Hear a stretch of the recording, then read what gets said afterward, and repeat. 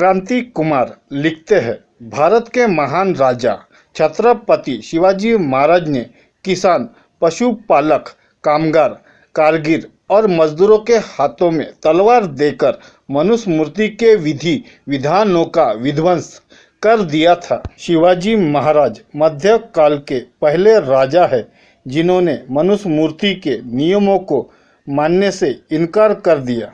हम आप कह सकते हैं शिवाजी महाराज मनुस्मृति के कट्टर विरोधी थे। शिवाजी महाराज मनुस्मृति के घोर विरोधी थे। कुछ प्रमुख उदाहरण प्रस्तुत करता हूँ। 1. शूद्र वर्ग से होने के बावजूद राजा बने। शिवाजी महाराज कुणबी थे जो किसानी जात है।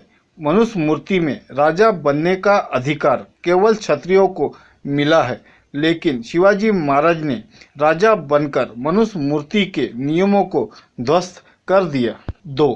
शिवाजी महाराज ने किसान, पशुपालक, कामगार, कारीगर और मजदूरों को तलवार उठाने का अधिकार दिया, जो उनसे कई सदी पहले छीन लिया गया था, और मनुस्मृति शूद्रों को नहीं, केवल क्षत्रियों को तलवार उठाने का अधिकार देती है। 3. सती प्रथा पर पाबंदी लगाई। शिवाजी महाराज ने अपने शासन काल में सती प्रथा पर पाबंदी लगा दी। उनके पिता की मृत्यु के बाद उनकी माता सती होना चाहती थी, लेकिन शिवाजी महाराज ने उन्हें ऐसा करने से मना कर दिया। 4. नेवी बनाकर समुद्र में यात्रा की और युद्ध भी किया। मनुस्मृति में समुद्र यात्रा पर पाबंदी है। मनुस्मृति के नियमों को तोड़ते हुए शिवाजी महाराज ने भारत की पहली जल सेना बनाई और मुख्य जमीन से दूर समुद्र के बीचों बीच टापू पर किले का निर्माण किया। 5. शिवाजी महाराज ब्राह्मणों को श्रेष्ठ नहीं मानते थे। मनुस्मृति में लिखा है, ब्राह्मण श्रेष्ठ है। शिवाजी महाराज ने कभी भी किसी को उसकी जाति के आधार पर वरीयता नहीं दी। शिवाजी के रक्षक, सलाहकार शूद्र वर्ग या मुस्लिम थे।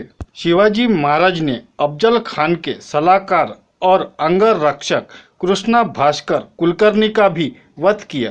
अंतिम पंक्ति, मनुस्मृति दहन करने से खत्म नहीं होगी। शिवाजी महाराज की तरह उनके नियमों को तोड़ते रहेंगे तो मनुस्मृति के विधि विधान का कोई औचित्य नहीं रह जाएगा।